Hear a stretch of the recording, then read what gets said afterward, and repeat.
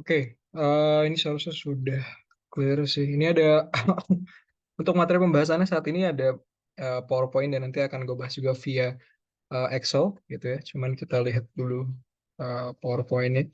Ada beberapa materi yang perlu gue sampaikan terlebih dahulu kepada kalian terkait dengan manajemen pajak ini. Gitu ya. Barangkali ada yang memang belum dibahas oleh Pak Iman. Coba sebentar. Oke, oke, ada kelihatan ya. Sip. Oke, pertama kembali lagi perlu gue ingatkan terkait dengan teori manajemen pajak itu sendiri. Untuk tingkatannya, seharusnya ini sudah dibahas bahkan di pertemuan pertama ya oleh Pak Iman. Ada tax planning, tax avoidance, dan tax evasion. Perbedaan ketiga hal ini perlu kalian eh, hafal di luar kepala bahkan ya, karena memang ini kemungkinan bisa jadi ada pertanyaan seperti ini, bisa jadi tidak gitu ya, tapi ini yang memang paling mendasar perlu kalian ketahui terlebih dahulu. Tiga tingkatan tersebut ada tax planning, tax avoidance, dan tax evasion. Untuk pembeda utamanya begitu ya, untuk tax planning dan tax avoidance itu masih legal sebenarnya. Kalau tax evasion itu udah ilegal, bedanya gitu ya. Ini makin merah gitu. Ini udah ilegal, udah pidana perpajakan masuknya. Jika diketahui atau jika ditemukan oleh pihak kantor pajak.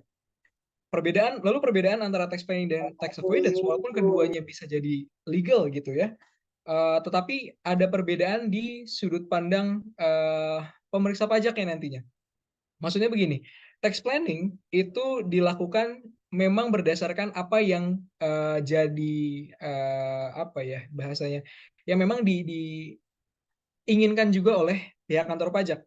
Misalnya dengan penggunaan fasilitas-fasilitas yang memang diterbitkan oleh pemerintah pada tahun pajak tersebut, begitu. Itu memang disediakan untuk dipakai, untuk digunakan, untuk dimanfaatkan sebesar-besarnya oleh para wajib pajak.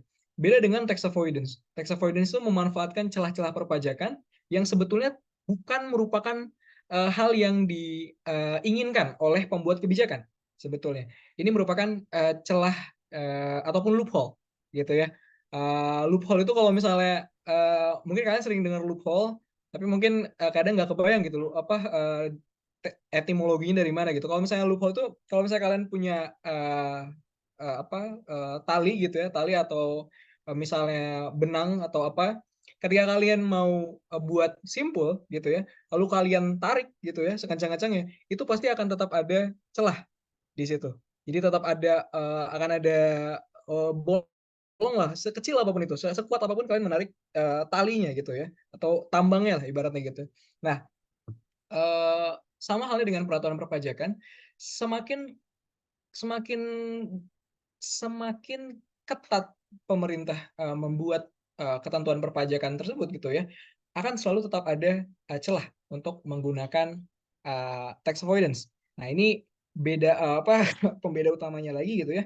Tax avoidance ini akan menimbulkan perubahan ketentuan nantinya kalau misalnya pemeriksa pajak ternyata notice gitu terkait dengan ternyata dilakukan tax avoidance nih oleh wajib pajak di sektor ini. Nah, itu maka akan terjadi perubahan-perubahan peraturan lagi setelah diketahui oleh Dirjen Pajak gitu, DJP gitu dalam hal ini, dalam hal diketahui terjadi adanya loophole tersebut. Tiga hal itu tolong dipahami dasar utamanya gitu ya. Pembeda tax planning, tax avoidance, tax evasion dulu sempat ada di UTS itu pertanyaan terkait dengan apa yang membedakan antara ketiga hal ini, atau kalian bisa dikasih kasus lalu kalian diminta untuk menentukan apakah kasus tersebut masuk ke dalam tax planning, tax avoidance ataupun tax evasion begitu.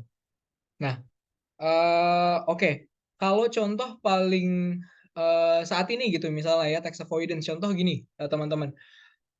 Gue mungkin akan contohkan beberapa tax avoidance yang sampai saat ini tuh sudah menjadi rahasia umum, tetapi memang masih sulit untuk ditutup celahnya. Contoh paling mudah terkait dengan batasan pengusaha kecil terkait dengan PKP. Pengusaha kena pajak, batasan pengusaha kecil saat ini sesuai dengan PMK yang di tahun 2013 itu 4,8 miliar, ya kan? Tax avoidance yang biasa dilakukan di lapangan adalah dengan memecah perusahaan begitu. Jadi misalnya dia ada usaha misalnya jual beli apa nih yang biasanya besar turnovernya itu jual beli HP, handphone, iPhone gitu-gitu gitu ya. Nah, misalkan dia udah nyampe 4,5 M gitu ya, mengingat mungkin pengusaha-pengusaha yang lain itu jarang ada yang kena PPN, agak merusak pasar juga. Dalam hal dia ternyata jadi satu-satunya pengusaha yang menerbitkan PPN gitu, memungut PPN. Jadinya kan harga harga HP-nya lebih mahal 11% gitu ya untuk ke konsumen akhirnya. Biasanya mereka akan mendirikan perusahaan baru, mendirikan PT baru dengan orang yang berbeda gitu ya. Padahal masih satu merek yang sama dan itu banyak dilakukan di pasaran dan itu masih susah sekali untuk ditutupi terkait dengan celah tax avoidance ya gitu. Jadi kadang ada satu PT misalnya tapi dia punya 5 gitu, PT Angkasa Jaya, Angkasa Pura, Angkasa Berkah Jaya gitu misalnya dan lain sebagainya hanya untuk tujuan memecah penghasilan tersebut supaya dia masih masuk ke dalam taraf pengusaha kecil atau bahkan misalnya PPh UMKM. PPh UMKM kan ada batasan terkait dengan waktunya 3 tahun, 4 tahun, 7 tahun gitu ya.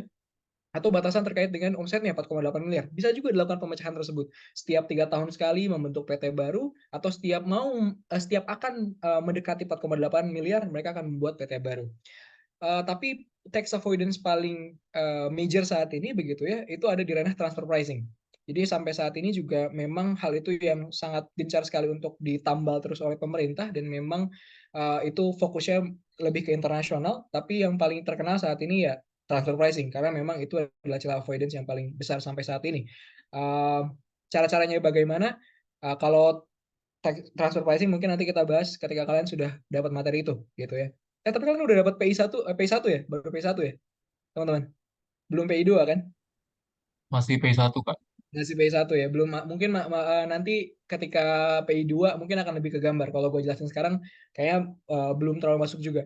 Tapi itu gambaran salah satu contohnya ya. Mungkin kalau yang lebih gampang tadi terkait PKP biasanya mereka pecah usaha disebutnya. Itu tergolong tax avoidance. Pemeriksa pajak gak mau sebenarnya akan hal itu karena itu juga berbeda dengan tujuan utama si pembuat kebijakan gitu ya. Mereka bikin batasan pengusaha kecil bukan untuk tujuan itu sebetulnya. Seperti itu. Itu perbedaan ketiganya.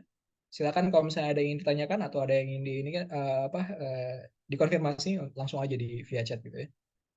Nah, lalu terkait dengan tax management gitu ya. Sebetulnya kalau untuk Pak Iman sendiri dalam bukunya yang yang beliau tulis bersama dengan Buning Rahayu gitu ya. eh, Pak Iman lebih suka untuk menyebut tax management dibandingkan dengan tax planning. Mengapa demikian? Dikarenakan tax management ini mencakup lebih banyak hal dibandingkan dengan tax planning. Tax planning itu berfokus kepada ranah teknis perpajakannya saja, gitu ya. Berbeda dengan tax management. Kalau misalnya tax management itu juga berhubungan dengan bagaimana kita menentukan SDM ahli perpajakan kita, bagaimana kita menentukan waktu untuk kapan misalnya kita uh, buat perusahaan dan lain sebagainya gitu ya. Ada lebih luas hal gitu ya untuk dilakukan. Tapi ya intinya itu semangatnya sebenarnya sama dengan tax planning gitu ya. Tapi ini untuk membuka pandangan bahwa sebenarnya untuk melakukan manajemen pajak yang baik itu bukan hanya soal pengetahuan perpajakan saja, tetapi juga pengetahuan terkait dengan manajemen perusahaan yang baik gitu. Nah, untuk tax management sendiri gitu ya atau tax planning, Pak Iman membagi ke dalam 4 kuartal, bukan 4 kuartal, biasanya apa? Kuaran. Gue lupa deh disebutnya 4 apa. 4 pilar utama lah kita bahas gitu ya.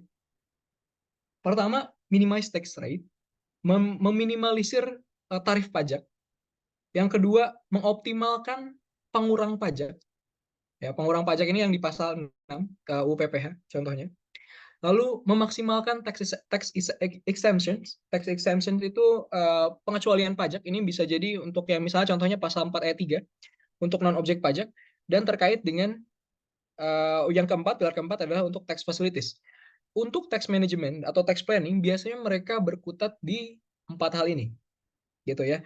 Dan 4 hal ini legal dan memang didukung juga oleh kantor pajak. Ya, kalau misalnya terkait dengan yang pertama, kita biasanya mengupayakan, misalkan ada suatu kasus yang nanti misalnya di contoh soal begitu ya, untuk suatu objek tertentu, terkadang dia bisa untuk kita atur supaya masuk ke dalam bracket tarif pajak yang lebih rendah. Begitu. Ada beberapa kasus contoh misalkan PPh 22 terkait dengan impor barang. Itu merupakan contoh yang paling umum sekali terkait dengan minimized tax rate. Bedanya apa? Untuk impor barang gitu, importase, contoh lah misalnya bea impor gitu. Bea impor itu kan dia banyak sekali tarifnya ya.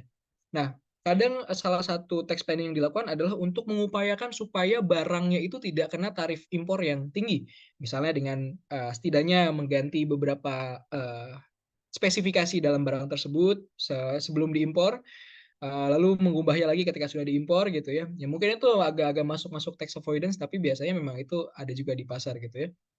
Atau misalnya untuk objek-objek lain yang sekiranya menurut kita, oh kayaknya lebih murah untuk pakai tax rate yang final misalnya. Contoh PPh UMKM. Untuk PPh badan itu kan kita ada yang 22%, ada yang 19%, pengurangan 3% kalau misalnya dia menggunakan fasilitas masuk bursa gitu ya. Ada insentif 31E untuk pengurangan bahkan sampai 50% di 11%. Ada bahkan tarif PPh final yang bisa menggantikan PPh badannya itu jadi 0,5% walaupun dikalikannya dengan omset kotor. Pemilihan-pemilihan tax rate tersebut itu ditentukan dan dimanfaatkan gitu ya untuk menentukan mana yang paling rendah beban pajaknya. Itu yang pertama, minimize tax rate. Lalu optimize tax deduction. Banyak biaya-biaya di perusahaan yang mungkin bisa jadi tidak sesuai dengan biaya-biaya yang ada di biaya fiskal gitu. Bagaimana caranya seorang tax supervisors atau ya tax consultant ya gitu untuk mengupayakan supaya semua biayanya bahkan mungkin uh, di luar ada di apa tambahan lebih banyak lagi daripada biaya yang sebenarnya keluar gitu ya, itu bisa jadi pengurang laba kena pajak gitu. Nah itu juga yang diupayakan. Misalkan contoh lah anggap piutang tak tertagih, itu juga yang dijadikan soal dalam soal UTS tahun 2022 gitu ya. Ada kriteria di mana piutang tidak tertagih itu dapat dijadikan biaya dan ada yang membuat dia tidak bisa untuk dijadikan biaya fiskal begitu. Tax planningnya bagaimana? Ya kita upayakan supaya dia bisa menjadi tax deduction. Jangan sampai dia tidak bisa menjadi tax deduction gitu. Utamanya ke sana. Itu yang dilakukan memang oleh tax supervisor. Atau misalnya biaya-biaya yang lain, misalnya sumbangan. Sumbangan kan ada kriterianya juga ya. Sumbangan yang seperti apa begitu. Atau zakat. Zakat juga ada kriterianya. Zakatnya harus punya BSZ, bukti setor zakat. Maka diupayakan harus ada bukti setor zakatnya itu bukti setor zakatnya itu sendiri gitu. Nah, untuk optimasi tax deduction tersebut, ya mau nggak mau kita harus paham seperti apa sih regulasi untuk deduction yang diperbolehkan. Mau nggak mau memang si tax supervisor ini atau ya manager tax-nya gitu, head of tax-nya harus paham mana-mana saja yang diperbolehkan untuk menjadi pengurang laba fiskal dan apa prosedurnya. Dan itu biasanya memang ditanyakan dalam soal UTS. Nanti juga ada. Nah, nanti untuk soal 1 di UTS 2022, itu nanti akan gue bahas, itu salah satu contoh dari optimized tax deduction. Lalu maximize tax exemptions gitu ya. Contoh paling utama kemarin di UU Ciptaker adalah dividen. Dividen kan non objek pajak terbaru ya. Diupayakan supaya penghasilan dividen tersebut bisa masuk ke dalam ranah non objek pajak. Ya kalau misalnya ada dua pilihan antara masuk ke dalam objek pajak atau masuk ke dalam non objek pajak, tentunya pilihan secara tax management adalah untuk tidak masuk ke dalam objek pajak begitu ya. Tinggal caranya saja. Apa yang perlu dilakukan agar dia bisa masuk ke dalam kategori non objek pajak begitu. Itu yang perlu diupayakan dan itu biasanya yang diaturkan. Boleh. Diaturkan di sini bisa jadi dengan diupayakan terlebih dahulu supaya dia bisa masuk dengan benar gitu ya secara prosedural. Misalnya contoh untuk yang dividen tersebut dia kan harus minimal diinvestasikan untuk yang dividen dari luar negeri ya. Itu kan dia minimal diinvestasikan 30% dari laba kena pajak di luar negeri. Nah, itu ya silakan diupayakan seperti itu, diinvestasikan sebelum tutup buku gitu. Nah, itulah yang biasanya dilakukan atau ya kalau misalnya kita ngomongnya tax avoidance ya ada cara-caranya lagi supaya dia setidaknya bisa untuk ikut aturan main itu walaupun sebenarnya enggak gitu. Nah, Ada cuman yang tuh. kembali lagi ke mana arah tax management ya. Dan yang terakhir tax facilities ini juga fungsi dari seorang tax consultant di mana dia harus selalu up to date terkait dengan fasilitas-fasilitas terbaru yang ada termasuk untuk berbagai macam ranah usaha. Karena tax facilities biasanya sifatnya spesifik untuk beberapa ranah tertentu. Apakah dia di IKN saat ini yang paling hot gitu ya, hot newsnya. Silahkan kalian untuk angkatan kalian diperdalam lagi kira-kira teks di IKN seperti apa. Kemungkinan mungkin itu yang akan ditanyakan atau kemungkinan itu yang bisa kalian jadikan jawaban ketika misalnya kalian ditanya lebih baik perusahaan ini bagaimana gitu misalnya. Kalian bisa berikan alternatif, ya udah mari kita ada sedikit yang kita atur supaya misalnya dia bisa dapat fasilitas di IKN begitu misalnya.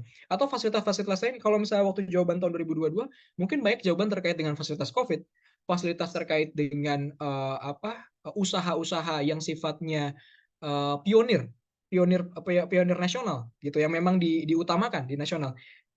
Cara-caranya misalnya kita sebenarnya KBLI-nya atau usahanya, bidang usahanya sebenarnya bidang usaha apa gitu ya, tapi kita upayakan supaya dia masuk ke dalam bidang usaha yang memang difokuskan oleh nasional. Saya ke mobil listrik dan lain sebagainya, ya ada sebagian yang kita masukkan ke sana, setidaknya misalnya ada cabang usaha kita di arah sana, sehingga setidaknya satu perusahaan kita bisa dapat tax facilities ya, misalnya seperti itu kurang lebih.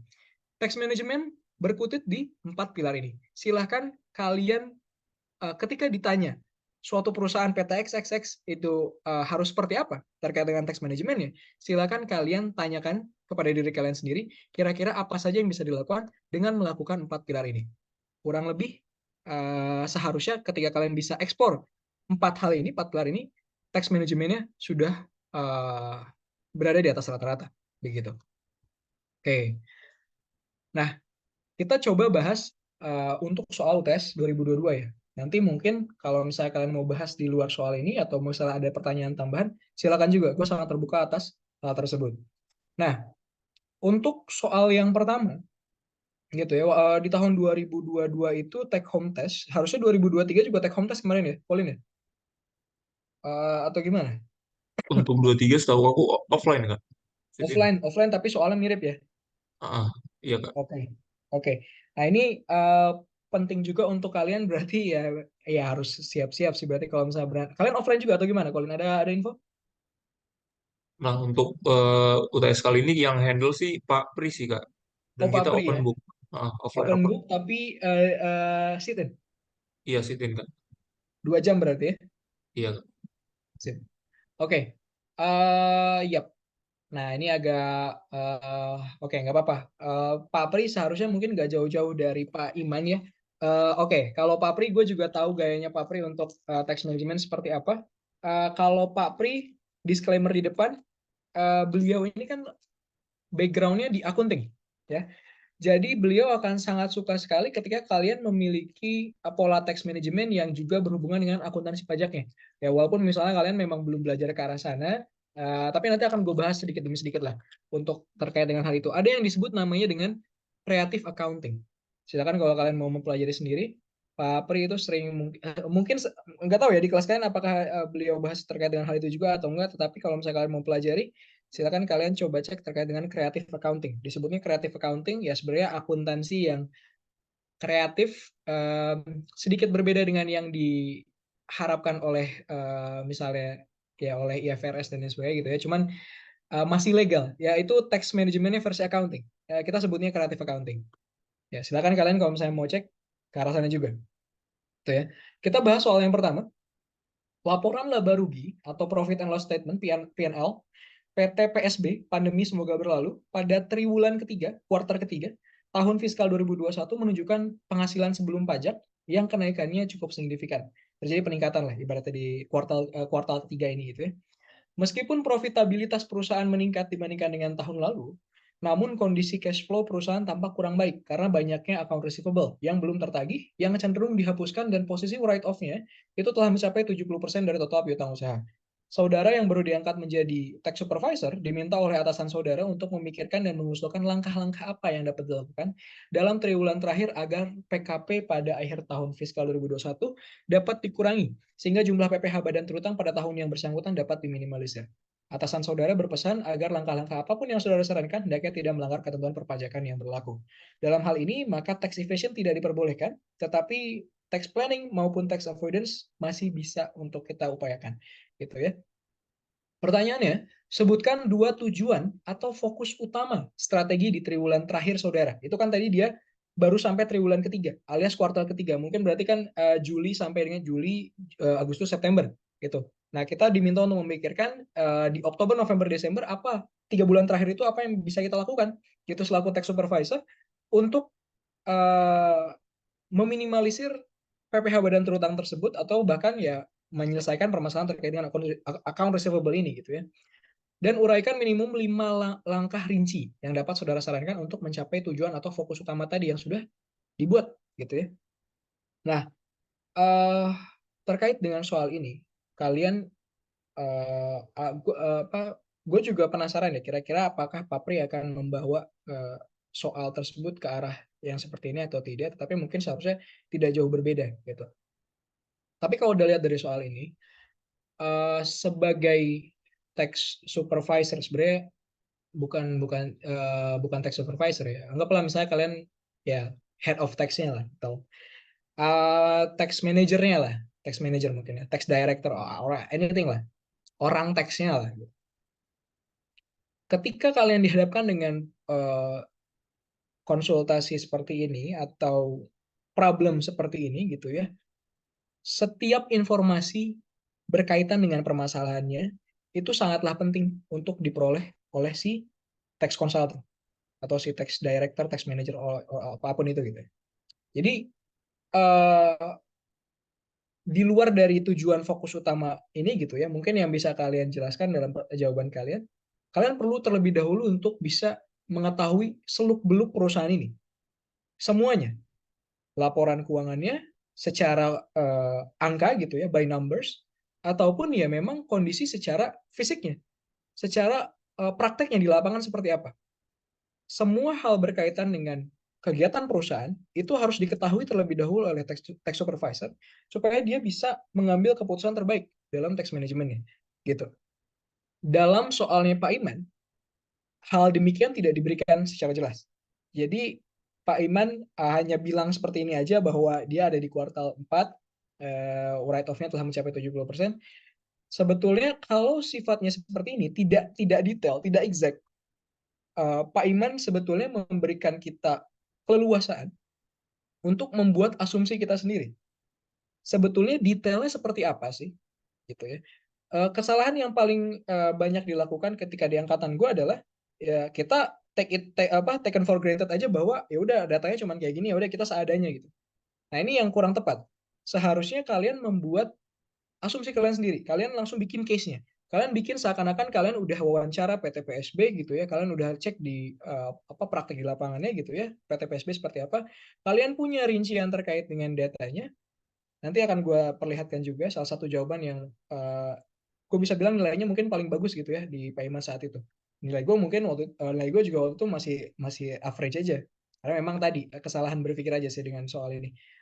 Tapi intinya itu, buatlah asumsi kalian sendiri untuk lebih mendetailkan kasus ini. Ini kalau versinya Pak Iman ya. Kalau versi Pak Iman memang dia bikinnya sampai ke soal yang nomor 3 nanti, itu memang banyak celah-celah yang perlu sebenarnya kalian isi. Gitu. Detailnya seperti apa silahkan kalian yang tentukan sendiri. Gitu ya. Nah, eh, tapi dari data yang telah diberikan, gitu ya, case paling utama adalah dia punya account receivable yang bahkan sifatnya sulit untuk tertagih. Nah, ini eh, sampai-sampai dia memberikan posisi cash flow yang kurang baik pada perusahaan. Kalian seharusnya udah belajar terkait dengan laporan arus kas gitu ya. Anggaplah misalnya kasnya ini benar-benar uh, tidak liquid lah ibaratnya. Tidak liquid karena ya posisi salesnya itu didominasi oleh account receivable dan belum tertagih sampai sekarang. Anggaplah kalian jual-jual barang gitu ya, HPP-nya sudah keluar, barangnya sudah dikirim, tapi 90% itu tidak dibayar oleh klien kalian. Kalian cuma dapat 10%-nya. Ini akan tentu merusak cash flow kalian karena memang kalian tidak bisa untuk membeli HPP yang baru gitu, turnover untuk inventory yang baru. Seperti itu. Nah, terkait dengan case ini begitu ya. Yang paling pertama tujuan fokus utama di triwulan ketiga tentunya sesuai dengan yang diminta di soal. Kita perlu untuk meminimalisir PPHB dan terutang. Gitu ya. Dan yang kedua, untuk asumsi dari gue sendiri gitu ya, yang perlu diupayakan oleh perusahaan tentu adalah peningkatan likuiditasnya. Karena tadi tax management bukan soal beban pajak saja, tax management terkait juga dengan manajerial perusahaan tersebut, apa saja yang berhubungan sebenarnya dengan tax, tetapi juga berhubungan baik juga dengan manajemen perusahaan. Supaya ya, kalau misal anggap lagi nih, ada suatu perusahaan, dia manajemen pajaknya bagus, beban pajaknya kecil, tetapi manajemennya ancur-ancuran gitu. Atau bahkan tidak liquid. Dia beban pajaknya kecil, tapi saking manajemen perusahaannya buruk, dia nggak punya cash untuk membayar beban pajak yang udah kecil tadi, gitu ya. Nah, itu kan juga jelek. Nah, ini yang memang diajarkan oleh Pak Iman dalam bukunya juga. Selain kita fokus kepada tax exposure atau beban pajak, kita juga fokus, ya walaupun kita posisinya tax consultant gitu ya, kita juga fokus untuk mengupayakan supaya perusahaan si PT PSB ini dapat berjalan semulus mungkin, tapi memang ya masih dari sudut pandang kita sebagai tax consultant. Kita taunya dari sudut pandang pajak dan keuangan, apa yang bisa diperbaiki, begitu. Nah, semakin luas jawabannya, semakin detail jawabannya akan semakin bagus. Jadi walaupun misalnya kemarin, walaupun dalam soal ini tahun lalu soalnya seperti ini ya, 2 tujuan fokus atau 5 langkah rinci, tidak menutup kemungkinan kalau misalnya kalian mau berikan 3 tujuan atau 3 fokus gitu ya, atau bahkan langkah rincinya itu ada 10, itu juga silakan aja. Sebenarnya kalau Pak Iman, ini tuh minimal aja sih gue nangkepnya. Jadi 2 itu, kalau misalnya kalian masih ada lagi sampai 3 sampai 4 tujuan fokus utama silakan, gitu ya. Yang penting kalian bisa menjelaskan itu tuh apa sih secara detailnya gitu ya. Jadi bukan kalian cuma ngasih tahu judulnya aja, oh kita harus meminimalisir PPh badan, lalu kita harus meningkatkan likuiditas perusahaan, lalu kita misalnya harus berhubungan baik dengan KPP gitu ya. Tapi nggak dijelasin itu tuh apa gitu. Nah, itu yang problem ya. Berkaitan dengan yang tujuan tadi gitu ya. Ini akan gue jelaskan satu persatu. Ini jawaban gue di tahun 2022. Kita kan diminta 5 langkah rinci gitu ya. Yang paling jelas sekali adalah pertama, kita perlu maximize tax deduction. Piutang tidak tertagih itu pembahasannya di UU PPh paling kuat di pasal 6 terkait dengan piutang tak tertagih yang dapat dibiayakan secara fiskal. Gitu ya. Ini dijelaskan lebih lanjut dalam PMK 207 2015 terkait dengan kondisi seperti apa sih yang maka kita perlu mengupayakan si perusahaan tersebut ke arah sana. Nah, kalian silakan kita bisa refer lagi ke apa jawaban di UPPH-nya gitu ya. Kalau misalnya untuk piutang tertagih, berarti dia harus bentar, gue akan buka aja jawaban gue nih. Maka contohnya saja misalnya dia harus dibiayakan, kalau nggak salah untuk piutang tertagih itu pertama dia harus dibiayakan dulu secara komersil. Jadi dia di dalam laporan keuangan pun harus sudah dibiayakan dulu. Kalau misalnya di DDA berarti sudah masuk ke dalam BTP expense. Jadi dia nggak bisa dalam bentuk AFDA. Kalau dia masih bentuknya dalam AFDA gitu ya belum bisa untuk dibiayakan dalam secara fiskal. Tapi dia harus sudah expense juga, di posisi keuangannya harus sudah expense juga. Nah, itu yang pertama. Lalu yang kedua ada beberapa persyaratan yang lain yang memang harus dipenuhi, misalnya salah satunya gitu ya. Oh enggak, yang kedua itu kita harus juga membuat list piutang yang tidak tertagih tadi gitu ya. Ada daftar nominatif ya disebutnya. Itu kita merincikan piutangnya berapa, kepada siapa, due date-nya berapa, due date-nya kapan gitu ya, sejak kapan itu tidak tertagih. Nah, itu kita berikan kepada KPP tempat kita terdaftar. Untuk sebagai pendataan juga di KPP, untuk sebagai koreksi negatif juga. Apa itu koreksi negatif? Maksudnya adalah untuk dia mengecek juga ke si lawan transaksi kita. Kan ini ada piutang tidak tertagih, kita hapuskan, artinya itu menjadi penghasilan di lawan transaksi kita. Karena lawan transaksi kita awalnya punya utang, sekarang utangnya dihapuskan, ya seakan-akan itu ada penghasilan buat dia gitu ya. Karena ada biaya yang dibatalkan gitu ibaratnya. Lalu yang ketiga baru ada langkah-langkah yang sifatnya pilih salah satu, yang seperti misalnya perlu diberitakan di media massa, lalu masuk ke pengadilan dan lain sebagainya. Langkah-langkah tersebut mau tidak mau harus diupayakan dan harus di-brief bagaimana step by step-nya gitu ya. Yang mana yang paling cocok untuk PT PSB. Nah, itu kalian kalau misalnya open book berarti kalian ya yang penting kalian rincikan aja. Lalu yang kedua, waktu itu gue juga kepikiran untuk melakukan penjualan piutang. Penjualan piutang ini maksudnya apa? Kalau kalian di DDA 1 apa DDA 2 gitu ya, ada terkait dengan penjualan notes receivable, penjualan wesel, di mana si piutangnya tersebut dijual kepada bank atau lembaga pembiayaan gitu ya, tapi ada diskonto tentunya. Nah, setidaknya ketika kalian jual piutang tersebut, kalian tidak berada pada posisi yang di PHP-in lah gitu ibaratnya. Setidaknya ya udahlah, walaupun misalnya kalian merugi gitu ya, tapi kalian dapat cash-nya gitu ya dari pihak perbankan.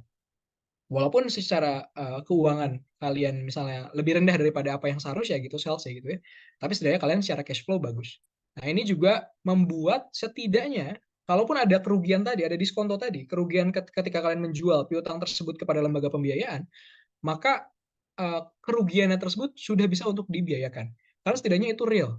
Beda dengan kalau misalnya dia masih sifatnya adalah AFDA kepada BDE, ya mau nggak mau harus ikutin PMK 207 ini.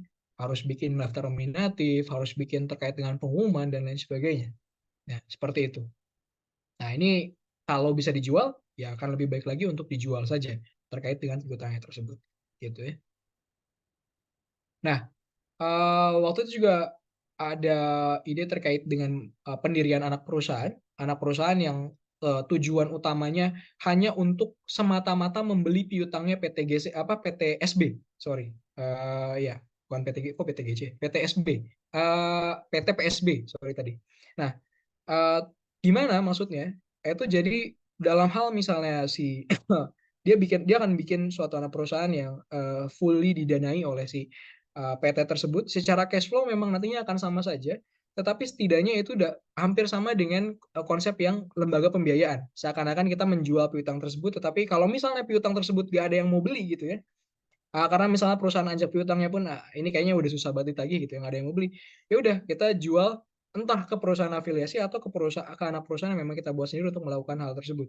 Setidaknya perusahaan utama kita terlindung dari beban pajak ataupun exposure yang besar tadi, karena kan kita udah entitled pada nilai penjualan di tahun 2021 tersebut gitu ya, dari kuartal 1 ke kuartal 3. Nah, tapi memang ini ada isu terkait dengan transfer pricing nantinya. Karena ini kan terkait penjualan kepada pihak afiliasi. Nah, eh, ya itu kurang gua sarankan, tetapi waktu itu memang gue juga seperti itu. Lalu ini, menunda penagihan kepada pelanggan hingga benar-benar akan dibayarkan. Ini merupakan bagian dari creative accounting sebetulnya. Tapi sering juga dibahas oleh Pak Iman ketika angkatan gue gitu ya. Ketika suatu penagihan itu memang sulit untuk ditagihkan kepada si kliennya ini, misalnya kliennya, contoh lagi nih, kita udah tahu bahwa kliennya ini nggak bakalan bayar langsung. Kita tahu bahwa kliennya ini akan bayarnya H+2 bulan, misalnya. Udah kebiasaan, atau memang udah SOP si klien tersebut.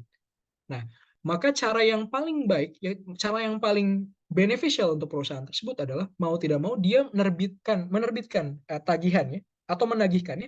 Ya sudah, ketika nanti memang akan benar-benar dibayar saja.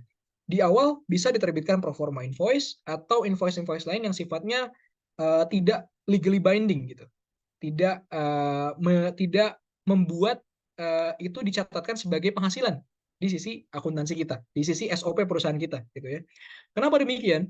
Karena ada beberapa hal terkait dengan penerbitan invoice ini. Contoh, invoice yang diterbitkan tersebut, jika misalnya SOP perusahaan kita itu ketika invoice terbit, maka itu sudah dianggap sebagai penghasilan gitu ya. Tapi AR terhadap sales itu misalnya. Itu nantinya perlu untuk diterbitkan faktur pajak PPN. Ya. Dari sudut pandang pajak penghasilan pun PPH itu sudah dapat diakui sebagai penghasilan perusahaan walaupun secara cash belum diterima.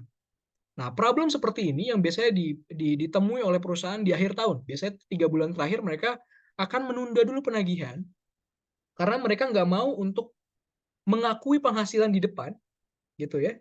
Karena nantinya mereka akan diminta untuk penerbitan faktur pajak, mereka harus keluar PK dulu gitu ya, padahal uangnya belum masuk dari klien gitu ya. Mereka harus nanggung dulu pajak keluarannya, dan terkait dengan PPh badan pun akan melonjak tinggi, padahal mereka nggak punya uangnya karena kliennya belum bayar. Nah, biasanya akan dilakukan penundaan penagihan seperti ini. Dan ini memang umum dilakukan biasanya. Window dressing atau apalah bahasa. Enggak, kalau window dressing biasanya bahkan biasanya dipercepat sih. Jadi ada perbedaan pendekatan juga ya. Kalau untuk terkait dengan hubungan investor, mereka kan inginnya salesnya tinggi, gitu kan ya. Mereka inginnya semakin semakin besar. Uh, apa terkait dengan saham gitu ibaratnya. Ya tapi kalau tergantung ke kebijakan manajemen jadinya. Mana yang lebih diutamakan? Apakah terkait dengan tax exposure yang dipentingkan ataukah terkait dengan hubungan kepada investor? Itu kembali lagi. Yang pasti tidak boleh ada dua pembukuan yang berbeda. Itu cara lama sekali, tapi itu udah masuknya tax evasion. Kalau misalnya kita buat dua pembukuan yang berbeda, ada pembukuan pajak dan ada pembukuan komersil misalnya, itu adalah suatu hal yang tidak diperbolehkan saat ini gitu ya. Ada pertanyaan?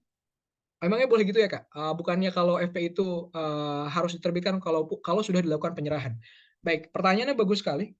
Jadi kalau dalam PP 94 ya kalau nggak salah ya, bukan PL, bukan 94, kayaknya PP 11 2000, PP 10 2011 or something, pokoknya tahun 2010 2011, kalian bisa cek juga sekarang terkait dengan definisi penyerahan barang berwujud gitu ya. Untuk di PPN sendiri, dia memang terutang ketika penyerahan atau ketika pembayaran. Nah, penyerahan dijelaskan lebih lanjut. Tergantung dia penyerahan atas apa gitu ya. Untuk kategori di UPPN itu kan ada barang, barang tidak berwujud gitu ya. Lalu ada jasa, jasa lalu ada juga dari luar negeri gitu ya misalnya. Nah, untuk kategori barang berwujud yang disebut ataupun saat dianggapnya sudah dilakukan penyerahan itu ada 4 seharusnya. Yaitu pertama ketika dia dikirim, memang ada surat kirimnya gitu ya. Misalnya ada truk yang mengirimkan barang berwujudan tersebut, atau ketika dia sudah eh, dikirimkan invoice, invoice bentukan invoice aslinya gitu ya. Jadi walaupun barangnya udah dikirim tapi belum dikirim invoice, itu bisa bisa juga gitu ya. Atau ketika dia dicatatkan sebagai penghasilan gitu ya. Atau yang keempat, silakan kalian coba cek juga ya, 4 itu gue takutnya ketukar-tukar, tapi ada 4 setahu gue itu paling banyak untuk barang berwujud, atau yang memang menjadi kebiasaan perusahaan itu kalau nggak salah yang keempat. Tapi intinya dari 4 pilihan ini mereka nggak boleh beda-beda setiap waktu, mereka harus taat asas bahasanya. Maksudnya apa? Itu harus ditetapkan dalam SOP perusahaan. Mereka biasanya seperti apa untuk menerbitkan faktur pajak ini. Jadi misalkan begini, misalkan perusahaan tersebut memang punya kebijakan bahwa faktur pajak ini dibuat ketika dia benar-benar dianggap sebagai penghasilan dalam laporan pembukuan mereka. Ketika mereka dalam laporan misalnya akurat atau jurnalnya gitu ya, Makarinya, itu sudah dicatatkan sebagai turnover, sebagai sales, maka nanti otomatis di sistem mereka atau di SOP mereka itu langsung terbit lagi faktur pajaknya gitu ya. Itu boleh. Tergantung kondisi bisnis yang biasa dilakukan oleh perusahaan tersebut. Tetapi tadi kembali lagi, dia harus selalu sama. Kalau misalnya dia pilih ketika pengiriman gitu ya, maka seterusnya itu ketika pengiriman dia wajib untuk menerbitkan faktur pajak. Tetapi kalau memang SOP dia adalah ketika benar-benar ditagih gitu misalnya, maka mau dia kirimnya 3 bulan yang lalu pun, karena SOP perusahaan dia seperti itu diperbolehkan dan itu diaturnya di peraturan turunannya gitu. Silakan kalau kalian mau dig down lagi lebih dalam terkait dengan itu diatur terkait dengan saat ditentukannya penyerahan. Nah itu keywordnya itu saat ditentukannya penyerahan barang berwujud untuk kapan terutangnya PPN gitu gitu ya. Uh, Lalu yang terakhir, kita juga bisa mengajukan terkait dengan angsuran ataupun penundaan terkait penyetoran pajaknya. Ini berhubungan dengan PPh badannya. Ketika misalnya cash flow tersebut benar-benar terganggu, sampai bahkan walaupun PPh badannya itu sudah kecil banget, tapi kita masih belum bisa juga untuk membayar PPh badan tersebut gitu ya. Maka lain tidak bukan cara yang bisa kita lakukan terakhir adalah pengajuan angsuran. Sebetulnya ada salah satu cara lagi, cuman uh, ya itu mungkin masuknya ke ranah yang tax evasion ya, cuman antara tax evasion atau tax evasion gitu ya. Cuman intinya ini aja, mengajukan angsuran atau penundaan itu diperbolehkan secara legal dan memang kembali lagi, tapi balik lagi, angsuran atau penundaan ini berdasarkan kebijaksanaan dari KPP. Kalau KPP menganggap tidak layak adanya penundaan atau angsuran, maka akan ditolak tentunya. Bagaimana caranya supaya dia diterima gitu ya? Maka kita harus refer ke PMK 242-nya. Ataupun yang sekarang kalau nggak salah ada PMK terbarunya. Kriteria seperti apa sih di mana dia boleh untuk mengajukan angsuran ataupun penundaan? Itu ada kriterianya. Contoh paling umum yang gue pahami saat ini, ketika dia ingin mengajukan penundaan ataupun angsuran, dia perlu memberikan argumentasi bahwa perusahaannya memang benar-benar tidak dapat melakukan pembayaran pajak tersebut. Argumentasinya apa? Bahwa cash flow perusahaan tersebut memang sedang terganggu saat ini. Apa yang dapat membuktikan cash flow-nya terganggu? Maka dia perlu memberikan laporan terkait dengan arus kasnya maupun perhitungan terkait dengan rasio likuiditasnya. Kalian kan belajar kalian udah dapat ALK belum? Belum, gue nggak tahu ya kalian dapat ALK atau enggak. Tapi kayaknya DDA 2 kalian belajar terkait dengan rasio keuangan. Ya, terkait dengan likuiditas, terkait dengan solvabilitas, itu yang kemudian perlu kalian hitungkan berapa rasio solvabilitas ataupun likuiditas perusahaan kalian yang bisa untuk memberikan argumentasi penguat bahwa perusahaan kalian nggak bisa untuk bayar PPh badan ini, ataupun kalau terpaksa harus bayar maka perusahaannya bisa bangkrut gitu. Nah itulah yang perlu dibuatkan argumentasi itu, yang perlu didokumentasikan, itu yang biasanya diberikan kepada KPP ketika kalian akan mengajukan angsuran. Kalau misalnya bisa bayar gitu ya, cash flow nggak terganggu tapi pengen ngajuin angsuran, itu pasti akan ditolak. Atau misalnya kalian memang nggak cash flow-nya jelek, tetapi kalian nggak bisa buat argumentasinya, dokumentasinya kurang, atau misalnya ya surat pengajuannya itu kurang sesuai dengan yang diamanatkan oleh PMK 242 juga akan ditolak gitu. Kembali lagi, fungsi dari seorang tax supervisor ini akan sangat berguna sekali untuk menentukan apakah upaya-upaya ini dapat berjalan dengan baik atau tidak. Kembali lagi, semuanya harus refer kepada peraturan terkait gitu ya, teknis terkaitnya seperti apa. Nah, selain kelima syarat tersebut, untuk tujuan perpajakan kita juga bisa untuk eksplor lebih jauh lagi. Apa cara-cara untuk supaya dia bisa manajemen pajak lebih baik gitu ya. Nah ini silahkan kalian nanti ketika misalnya ada pertanyaan dari Pak Pri gitu ya, walaupun misalnya tadi close ended pertanyaannya terkait dengan piutang tak tertagih, silahkan kalian eksplor aja. Kalau misalnya soalnya itu memang banyak celahnya gitu, maksudnya celah yang tidak dijelaskan, data-data yang tidak diberikan. Jadi memang diberikan keleluasan untuk kalian menentukan kira-kira ini posisi PT PSB seperti apa sih gitu. Maka kalian bisa untuk eksplor lebih jauh supaya kalian juga bisa memberikan gambaran, kalian tuh tahu loh banyak cara-cara manajemen pajaknya gitu ya. Supaya kalian juga dapat nilai lebih karena kalian paham gitu sebenarnya manajemen pajak itu kayak gimana aja sih. Nah, contoh, tadi kan kita punya 4 pilar ya. Silakan kalian sekarang misalnya kalian pelajari kira-kira apa aja sih yang bisa kalian lakukan dengan 4 pilar tersebut gitu ya. Kalian udah siapin duluan dari sekarang misalnya. Contoh kalau misalnya untuk tadi tax rate itu kan kita bisa yang 17 ayat 2B itu yang penurunan 3% dari 22% ke 19%, tapi biasanya itu ada syaratnya. Nah, bukan biasanya ya, itu ada syaratnya memang. Yang masuk bursa minimal yang dimiliki oleh pasar atau yang terbuka untuk pasar itu 40%, yang memiliki sahamnya itu minimal 300 orang, setiap orang memiliki itu di bawah 1% atau di bawah 5% ya? Lupa ingat juga tuh. Gue belum review lagi terkait materi itu. Tapi ini terkait dengan 17 ayat 2B, lalu juga mengupayakan penggunaan insentif pasal 31E. Ini perlu gue jelaskan ya. 31E itu sifatnya otomatis dapat digunakan, gitu. Itu bukan pilihan ya. Ini perlu gue klarifikasi. 31E ini yang terkait 50% loh ya, yang dia jadi 11% itu kalau memang dia eligible di bawah 50 miliar gitu ya omset kotornya, maka dia pakai 31E. Itu bukan pilihan. Nah, cuman apa yang bisa kita lakukan gitu ya, pengupayaannya. Ya pengupayaan supaya dia masih masuk ke dalam ranah 31E tersebut. Yang minimal-minimal supaya dia masih di bawah 50 miliar tadi gitu omset kotornya. Mengupayakan supaya penjualan di tahun tersebut itu tidak lewat 50 miliar. Gimana caranya? Ya contohnya dengan yang tadi, penundaan penagihan. Penundaan supaya salesnya ini di tahun ini tidak lewat dari 50 miliar gitu misalnya. Atau yang dari awal tadi gue bilang, pemecahan usaha misalnya. Itu pun bagian dari supaya dia nggak lewat-lewat banget gitu ibaratnya ya, dari 50 miliar ini. Supaya dia masih bisa dapat insentif pasal 31E ini. Seperti itu. Lalu optimalisasi terkait dengan tax deduction yang lain, misalnya terkait dengan ya sumbangan zakat ataupun natura, sekarang kan PMK naturanya gitu ya. Silakan kalian lihat juga optimalisasi yang bisa dilakukan di sana itu apa. Atau misalnya penggunaan fasilitas-fasilitas terbaru. Cek tadi kalau zaman dulu waktu tahun 2022 itu yang lagi viral tuh super tax deduction, atau ya terkait COVID gitu ya. Tapi ini super tax deduction itu waktu zaman 2022 ini memang masih baru sekali dan memang banyak dibahas juga karena sifatnya umum, bisa digunakan oleh banyak perusahaan, yang penting dia sesuai dengan apa yang diamanatkan oleh super tax deduction gitu ya. Bahkan bisa untuk mengurangi mendapatkan pembesaran bahasanya apa ya? Pembesaran biaya, jadi kan ada biaya penelitian ya, penelitian pengembangan riset teknologi kalau di perusahaan itu, R&D lah. Nah, biaya R&D ini misalnya dia biaya R&D keluar 1 miliar lah anggap. Biaya R&D ini bisa jadi meningkat bahkan sampai 300% ya kalau nggak salah ya gue ya. 300%, jadi 3 kali lipat. Jadi walaupun uang yang keluar itu aslinya 1 miliar, tapi yang boleh dijadikan untuk tax deduction bisa bahkan sampai 3 miliar gitu ya. 3 kali lipatnya. Dengan cara apa? Ada beberapa kriteria yang perlu dipenuhi.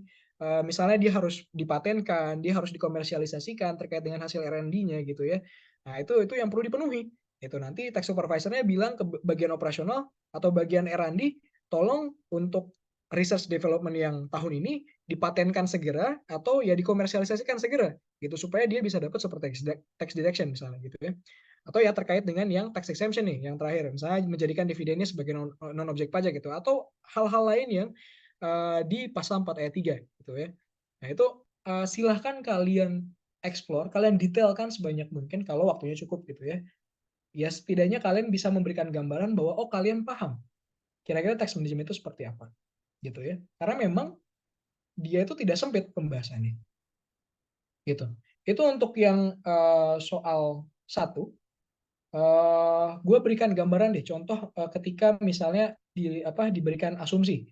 Nah, ini gue ada Excel-nya juga. Oke. Saat ini sudah terlihat ya. Oke. Nah, ini contoh untuk yang soal satu. Misalkan tadi kan PTPSB ya. PTPSB itu dia ada peningkatan peningkatan signifikan. Misalkan kita mengasumsikan bahwa peningkatan signifikan itu di atas 50%. Nah, ini jawaban juga bukan jawaban gue ya, tapi memang jawaban yang memang nilainya gue bisa bilang paling bagus saat itu. Dibuat seperti ini, misalkan ada triwulan 1, triwulan 2, triwulan 3, ini pakai asumsi saja, angka-angkanya ini angka-angka dibuat-buat saja. Lalu misalnya HPP-nya masing-masing 45%, biaya operasionalnya itu 25%, gitu ya. Anggaplah nggak ada koreksi fiskal, kalian hitung nih, kira-kira laba setelah pajak ya gitu ya terjadi peningkatan katanya tadi kan di soalnya terjadi peningkatan signifikan kira-kira seperti ini gambarannya.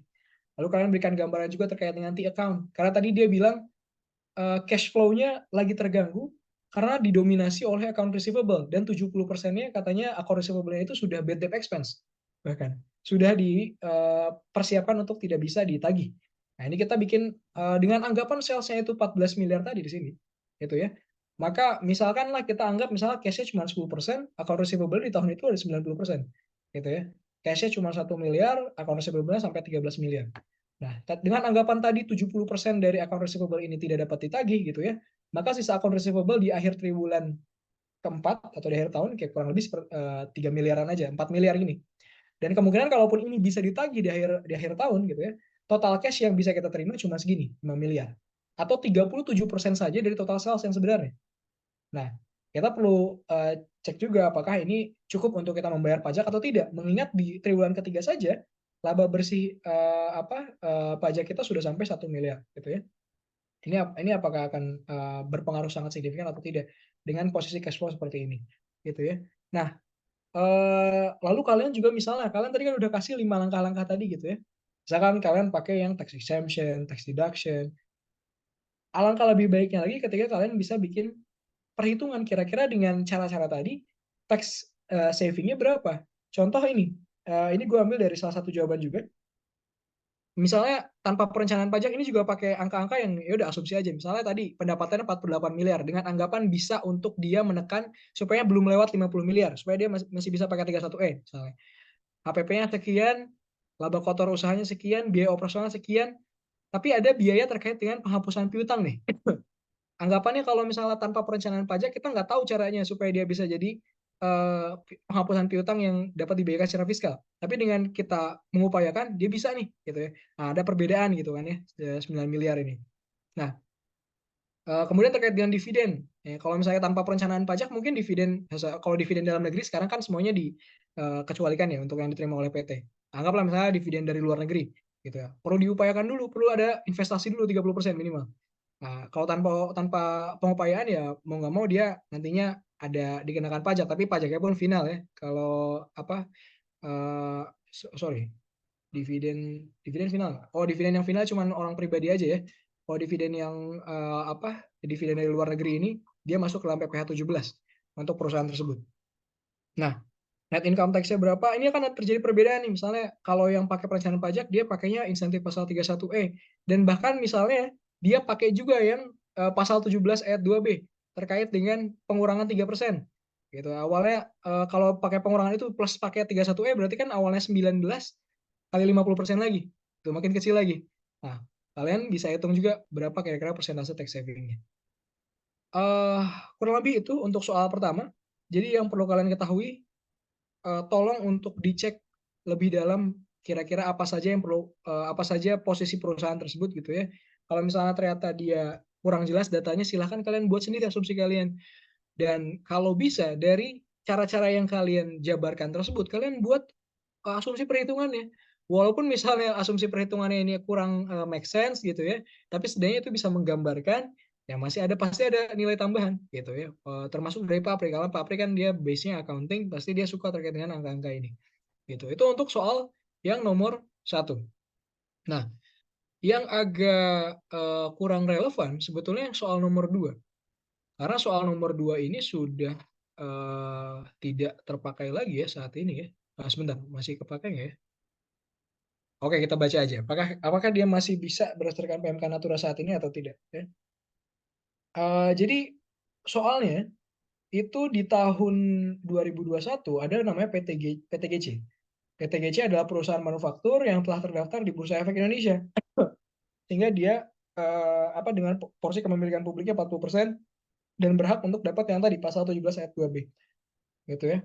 Kita diberitahukan seperti ini, laba sebelum pajak per akuntingnya 100 juta, maksi fiskal negatifnya 25, fiskal positifnya 75, biaya karyawan, maksudnya biaya gaji dan lain sebagainya itu 250, dan ada bonus karyawan juga itu 50 juta, 50 miliar. Jumlah karyawan kurang lebih 500 orang, komposisi karyawan 70% buruh, 20%, 25% staf menengah, sisanya 5% direksi dan komisaris. Komposisi besarnya gaji dan bonus karyawan untuk buruh sampai dengan manajer, perbandingannya dengan direksi itu 80/20. Itu 20% dari total biaya gaji dan bonus itu untuk direksi, 80%-nya lagi untuk buruh dan staf menengah manajer. Gitu ya. Nah, apabila term pajak karyawan yang tertuang di dalam employment agreement adalah untuk kalangan direksi dan komisaris adalah gross basis, sementara yang lainnya menggunakan net basis, berdasarkan perhitungan kasar dan asumsi dari saudara, manakah yang menghasilkan tax saving atau cash advantage lebih besar? Apakah PPh pasal 21 ditanggung perusahaan atau perusahaan memberikan tunjangan PPh pasal 21? Sebelum PMK Natura, pertanyaan seperti ini adalah pertanyaan yang sangat relevan sekali terkait dengan tax management. Karena memang salah satu tax management yang besar juga untuk dilakukan adalah memang terkait dengan payroll tax, pajak atas gaji karyawan gitu ya. Terutama untuk karyawan-karyawan tingkat direksi. Mereka kan biasanya juga pegang kendali terhadap perusahaan, tentu mereka untuk gaji mereka sendiri mereka nggak mau terlalu besar atau bagaimana gitu ya. Mereka membandingkan akhirnya kira-kira baiknya seperti apa. Yang kemudian muncul adanya konsep terkait dengan tax planning, benefit in kind, benefit in cash. Yang kemudian juga jadi bahasanya latar belakang gitu ya, latar belakang dari dibentuknya PMK terkait dengan Natura, PMK terkait dengan BIK. Itu ya karena tax planning soal dua ini gitu ya. Pemilihan antara employee tax benefit ataupun employee tax allowance itu yang akhirnya oleh pihak DJP dibuatkan aturan terbarunya yang saat ini itu sudah tidak ada lagi konsep employee tax benefit jadinya. Jadi sekarang PPh pasal 21 ditanggung perusahaan itu sudah tidak ada lagi. Semuanya antara dia pakai gross atau gross up. Gak ada lagi net. Jadi kalau konsep net itu udah nggak ada lagi sampai saat ini. Karena memang tadi untuk PMK Natura sudah tidak lagi memberikan celah terkait dengan kenikmatan. Ini kan kenikmatan ibaratnya. Ada PPh 21 yang dibayarkan oleh perusahaan, awalnya harusnya kita bayar tapi kita nggak bayar gitu ya. Itu bagian dari kenikmatan. Beda kan ya, Natura itu kan yang barang, kalau kenikmatan itu suatu hal yang tidak sifatnya bukan fisik ibaratnya. Nah, itu yang perlu kalian ketahui. Barangkali misalnya kalian ada yang belum notice juga, as per PMK yang Natura tersebut, sebenarnya udah nggak ada lagi konsep PPh 21 ditanggung perusahaan. Gitu ya. Jadi semua perhitungan pun hanya gross ataupun gross up. Dan inline juga dengan sekarang peraturan yang terbaru PPh 21 terkait dengan tarif efektif rata-rata, itu pun juga hanya mengakomodir dua hal tersebut, antara gross atau gross up. Gitu ya. Cuman waktu itu bagaimana pembahasannya gitu ya. Kalau tahun lalu masih make sense sih. Kalau tahun lalu soalnya kan tahun lalu itu lagi digodok PMK Naturanya, udah ada PP-nya, cuma belum ada PMK-nya. Di waktu itu tahun lalu masih make sense untuk bahas soal dua ini ya. Cuman gak apa-apa, sekilas aja. Karena memang udah nggak relevan juga, kita bahas sekilas aja. Dulu kayak gini, jadi dulu sama ketika ada soal seperti ini, kita diminta untuk membandingkan ya, maka kita akan buat asumsi perbandingan ya. Waktu itu gue juga buat dua hal ini. Jadi kan dia minta perbandingan ya, apakah gross up atau net gitu ya. Gue bikin perhitungannya dengan asumsi buruh dan direksi gross up atau buruh direksi yang menggunakan net, ditanggung atau ditunjang gitu ya. Ini angka-angka ini dari mana? Nah, total gaji dan bonus kan 300 juta tadi ya. Biasanya di sini udah memberikan banyak informasi biasanya. Total gaji bonus 300 miliar, sorry. Perbandingan antara gaji buruh manajer dan direksi itu 80/20, maka untuk total biaya gaji ke buruh manajer itu total 240 miliar, ke direksi 60 miliar, dan terkait dengan jumlah karyawan, itu katanya untuk buruh sampai manajemen itu 95% dari total karyawan yang ada, sedangkan direksi cuma 5%.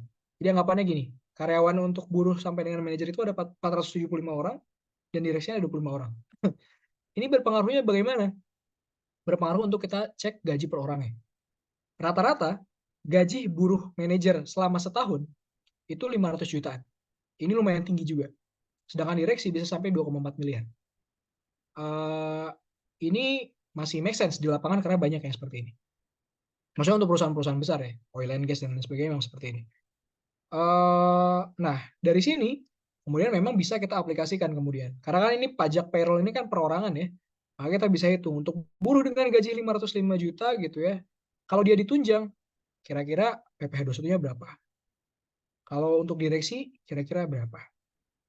Kalau untuk buruh dengan dia ditanggung tanpa ada tunjangan pajak, jadi berapa? PPh 21 tentu lebih kecil pastinya. Untuk direksi berapa? Nah, simpelnya karena memang secara teknis ini tidak untuk dipelajari lebih dalam ya, karena memang sudah tidak relevan gitu ya. Mungkin gue akan bahas dari yang waktu itu disebutnya contekannya lah, bukan contek apa, hafalannya gimana sih gitu. Ini udah terus terlihat. Oke, nggak usah gue full screen ya. Jadi gini, eh dalam hal pilihannya antara net atau gross up, in which biasanya perusahaan itu banyak yang seperti itu. Dalam artian gini, biasanya perusahaan itu jarang, perusahaan besar biasanya ya, itu PPh-nya normally memang ditanggung oleh perusahaan gitu ya. Maksudnya ditanggung, either ditanggung atau ditunjang. Maksudnya si karyawan ini pasti dapat gajinya sesuai dengan yang dikontrak dia tanpa dipotong-potong lagi. Masih banyak sih yang dipotong-potong lagi, cuman ya notabene biasanya seperti ini gitu ya. Gimana tax planning-nya? Jadi eh, jika tarif PPh badan itu lebih tinggi daripada tarif pemotongan pajak, maka akan lebih menguntungkan metode ditunjang. Karena artinya kita mengalihkan pembajakan ke sisi penerima penghasilan. Maksudnya gini loh, kita sekarang punya perbandingan. Perbandingan bahwa kalau misalnya PPh badan itu contohnya 22%. Sorry, ini gue agak jelek tulisannya. Ya kan? Kita bandingkan, versuskan dengan si PPh-OP-nya atau PPh payroll tax-nya, PPh 21-nya. Kira-kira dia udah sampai bracket berapa? Kalau misalnya yang kita sedang bahas adalah misalnya pegawai penerima penghasilan yang masih bracket pertama, misalnya masih bracket 5% gitu ya, maka lebih baik si pajaknya ini dia berada di sisi uh, apa sisi karyawannya aja gitu. Jadi itu jadi tanggungan karyawannya aja. Kenapa demikian? Karena toh beban pajaknya atau tax exposure-nya masih 5%. Tapi kan PPh-OP itu dari 5 sampai dengan 35 sekarang ya kan. Nah, inilah yang kemudian memunculkan konsep terkait dengan pengalihan beban pajak atau pengalihan tax exposure. Ketika dia sudah masuk bracket yang 25%, alias lebih tinggi daripada 22%.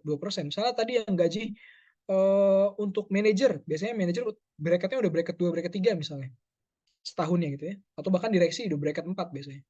Nah, tarif pemotongan OP-nya itu itu pasti akan lebih tinggi gitu kan. Karena kan 25%, 30% pasti bebannya di sana besar gitu ibaratnya. Nah, ketika hal tersebut terjadi, ya maka kita alihkan supaya dia ditanggungnya di sisi perusahaan karena eh, beban pajak perusahaan itu lebih rendah. Nah, kalau zaman dulu sebelum PMK Natura banyak terjadi hal-hal ini. Pemindahan antara ditanggung di PPh orang pribadi atau ditanggung di PPh perusahaan. Contoh misalnya kenikmatan dulu itu kan terkait dengan direksi, biasanya mereka kan pengen ada mobil perusahaan, mobil dinas gitu ya. Nah, pertanyaan tuh apakah kita ngegaji aja si direksinya? Misalnya 5 miliar kita kasih gitu ya. Atau kita beliin di mana eh, mobil tersebut misalnya jadi milik perusahaan tapi dipakainya oleh direksi tersebut misalnya. Nah, itu pemilihan-pemilihan seperti itu kan. Nah, itu eh, terjadi karena memang ada perbedaan ini. Kalau kita kasih ke direksinya 5 miliar, kenapa aja kalau dia besar gitu kan sampai 35%. Tapi kalau misalnya itu di sisi perusahaan gitu ya, misalnya itu jadi BIK. Dulu BIK itu kan kita ngasih berarti kan anggapannya di sisi karyawannya tidak dipajaki, tidak kena PPh 21, tidak akan kena yang tarif ini, tapi dia akan kena tarif ini karena apa gitu misalnya? Karena dia tidak dapat jadi biaya pengurang pajak. Dia seakan-akan si yang misalnya 5 miliar kita belikan mobil tersebut gitu ya, itu tidak bisa jadi biaya pengurang pajak gitu karena itu kan aturan kenikmatan. Alhasil awalnya misalnya dari total sales 15 miliar, anggaplah ya 15 miliar. Total tadi keluar expense misalnya 10 miliar. Salah satu dari expense ini adalah 5 miliar gitu ya. Harusnya dia laba sebelum pajaknya 5 miliar, tapi karena ada koreksi fiskal yang 5 ini, jadi laba fiskalnya 10 miliar gitu ya. Tentu pajak jadinya akan pajaknya akan lebih tinggi gitu kan ya. Tetapi 5 miliar tambahan ini awalnya kan pajak kita cuma yang ini doang ya. Ini dikalikan 22%. Ini memang pajak organiknya perusahaan. Itu memang pajak yang seharusnya dimiliki perusahaan gitu ya. Tapi 5 miliar ini adalah pajak karena kita memberikan mobil tadi gitu ya. Ini ada tax planning kita. 5% ini mau nggak mau jadi tambahan pajaknya, tetapi kan tambahan pajaknya pun masih kita kalikan 22% tadi. Beda halnya kalau kita berikan dalam bentuk cash. Kalau kita berikan dalam bentuk cash, oke lah, ini jadinya tidak dikoreksi fiskal, jadinya kenanya yang 10 tetap jadinya 10 bisa dibiayakan, jadinya kita cuma dapat 5, 5 aja yang dikalikan 22%, nggak ada 5 tambahannya gitu ya. Tapi 5 tersebut dikalikannya dengan tarif yang lebih tinggi, 35% jadi. Nah, itu pilihan-pilihan gitu ya. Gue paham bahwa eh, logika terkait dengan versus antara pajak pribadi dengan pajak perusahaan ini agak sulit dicerna juga, memang dulu juga seperti itu. Eh, tapi taken for granted bahwa memang ada dulu tuh ada pemilihan antara dia masuk ke dalam pajak pribadi atau masuk pajak perusahaan. Untuk kasusnya saat ini, sayangnya itu sudah tidak relevan lagi sih. Masih ada sih mungkin untuk yang lain kayak misalnya dividen dan lain sebagainya gitu ya. Tapi untuk BIK karena semenjak PMK Natura itu tax planning ke arah sana sudah tidak ada lagi. Tax planning ke arah sana sudah tidak ada lagi. Jadi itu sudah tidak terlalu relevan lah ibaratnya gitu ya. Nah, iya ini hasil temuan ini udah nggak kepakai lagi sayangnya gitu. Tapi masih tenang aja, masih banyak tax avoidance yang lain sebetulnya ketika kalian nanti bekerja di pajak gitu ya. Sebentar ini gue hapus dulu. Oke, lalu kita pindah aja langsung ke soal nomor 3. Kalau ada yang mau nanya soal terkait dengan nomor 2 silakan ya. Tapi kita coba pindah aja ke nomor 3. Ini. Nah, ini masih relevan kalau yang nomor 3 ini. Jadi di kasus nomor 3 gitu ya, ada namanya PT Minyak Merdeka Tbk, MMT. MMT ini dia perusahaan publik terdaftar di B. Nah, dia ya dia punya kepemilikan saham sebesar 30% lah ibaratnya gitu ya. Nah, MMT itu memiliki penguasaan atas konsesi pertambangan minyak dan gas bumi pada PSC Company di Indonesia melalui dua anak perusahaannya, yaitu BV Energy Ltd di British Virgin Islands dan Singapore Petroleum Pty Ltd di Singapura. Jadi ini ada skema terkait dengan uh, offshore company bisa dibilang, cuman ini masih uh, mungkin kita bisa bilangnya ini treaty shopping bahasanya. kemungkinan ya kalau kalau misalnya ada case seperti ini di mana dia membentuk beberapa perusahaan di beberapa negara, eh, padahal sebenarnya PSC bisa langsung ke MMT gitu ya. Di sini kan di case-nya MMT ini punya konsesi untuk menambang minyak di Indonesia pakai PT PSC namanya gitu ya. Anak perusahaan itu namanya PSC yang memang dia punya konsesi untuk mendrillnya gitu. MMT ini anggaplah Pertamina. Pertamina punya anak perusahaan namanya apa, Drilling Company ABC gitu misalnya. Cuman dia memiliki drilling company tersebut tidak secara langsung. Dia memilikinya secara bertahap dulu. Dia punya anak perusahaan itu dua, Bell dan SPPL gitu ya. Ini yang Bell ini di British Virgin Island, sedangkan yang SPPL ini di Singapura. Nah, Bell dan SPPL ini memiliki lagi PSC gitu ya. Nah, ini kan adalah suatu bentuk pengaturan. Nah, ya memang banyak dilakukan juga gitu ya. Apakah sekarang masih dilakukan?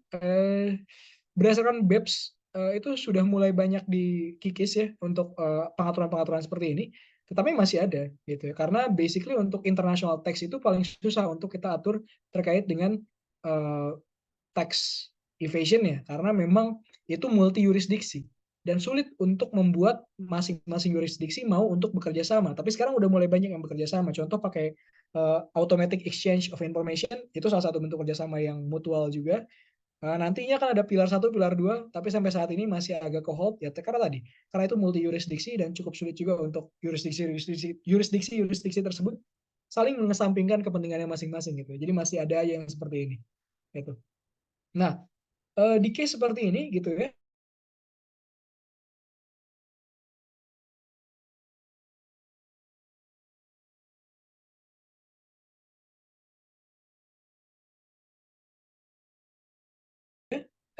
berapakah tarif ultimate parent entity UPI disebut UPM? Berdasarkan analisis arus laba ataupun earning flow analysis, apabila diketahui bahwa PSC akan terkena PPh badan dan pajak atas dividen Indonesia sebesar 44%, PPh badan corporate tax di BVI adalah 1%, dan Singapura dikenakan 17%, tidak ada PPh pemotongan terutang di Singapura atas pembayaran dividen ke luar negeri, tetapi ada cross border WHT di BVI sebesar 0,5%. By the way, di Singapura memang tidak ada PPh pemotongan ke luar negeri ya.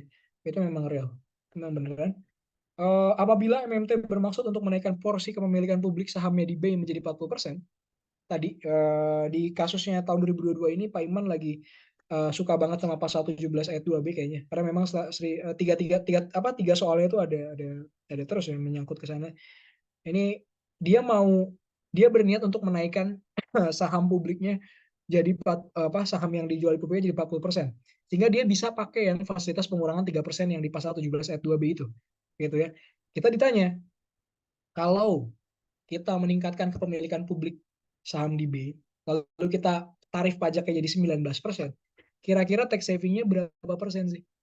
Nah, kadang itu juga jadi pertanyaan karena memang itu kan ada pertimbangan ya. Apakah worth it gitu? Apakah kita worth it untuk menaikkan kepemilikan publik di B jadi 40%, lalu kita upayakan gitu ya yang pasal 17 ayat 2B tersebut, dengan kita menghitung dulu kira-kira tax savingnya berapa. Gitu. Satu hal yang perlu kalian juga pahami, ada yang kita sebut dengan namanya ETR, effective tax rate. Ini sering dibahas juga dalam BEPS. Nanti ketika kalian mempelajari pilar 1, pilar 2 di pajak internasional 2 gitu ya, atau di pajak internasional 1 sih udah dibahas ya ETR. Kita sebut ini sebagai persentase beban pajak atas suatu grup usaha.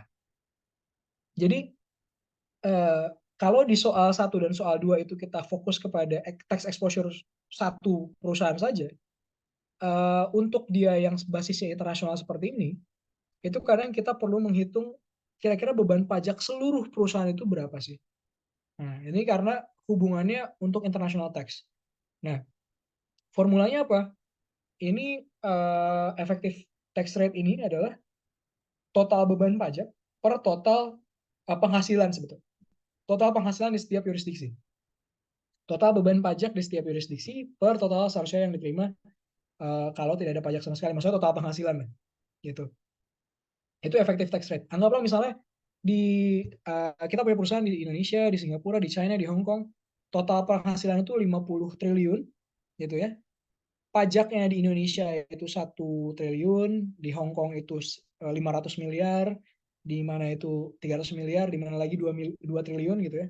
Nah, itu ditotalkan Anggaplah misalnya total semuanya 1,8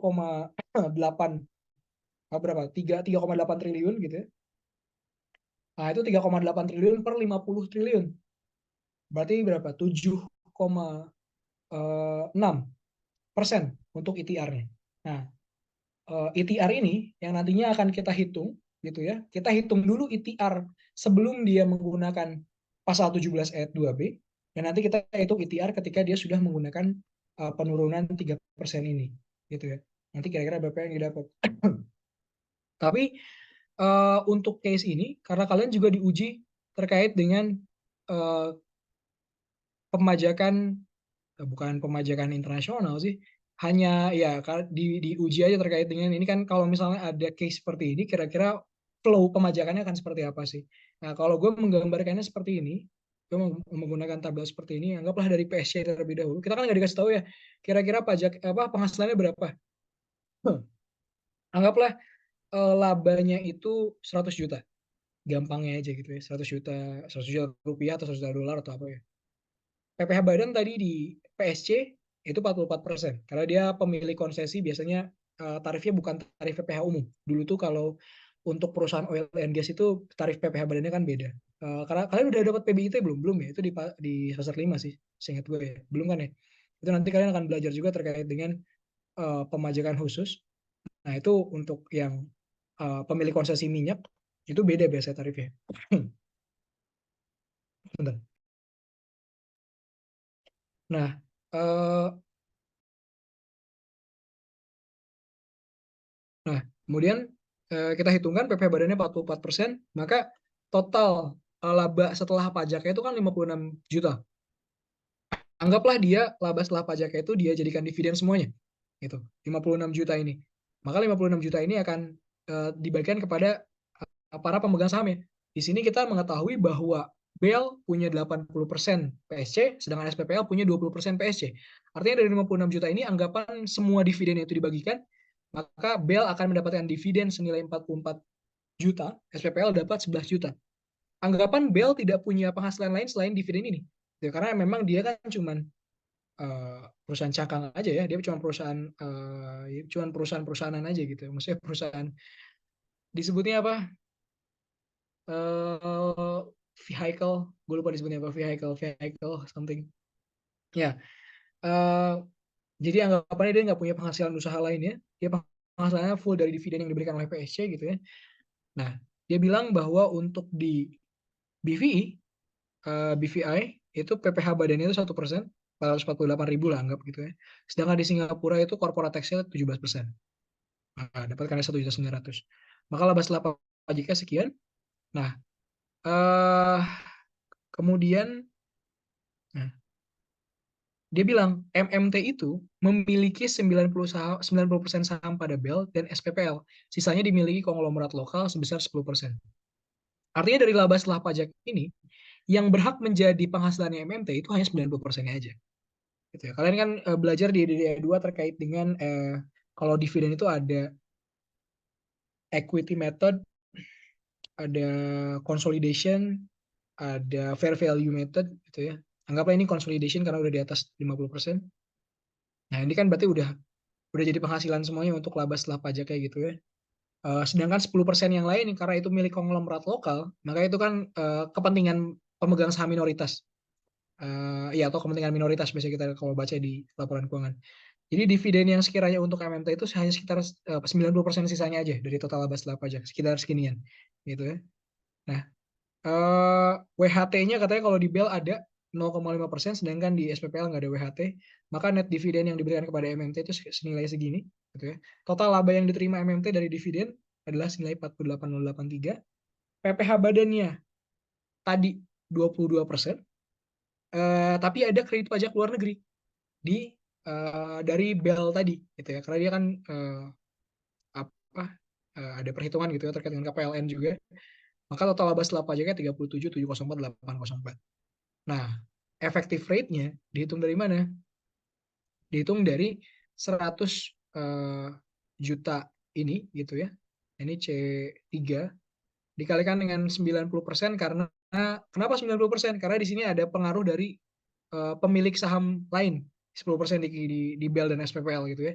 Jadi total yang seharusnya kita terima memang cuma 900 juta sih. Anggapan kalau nggak ada pajak sama sekali gitu. Anggapan di sini misalnya ya, di sini nggak ada PPh Badan, di sini nggak ada PPh Badan, di WHT juga nggak ada. Ah, kita dapatnya berapa? 90 juta gitu ya.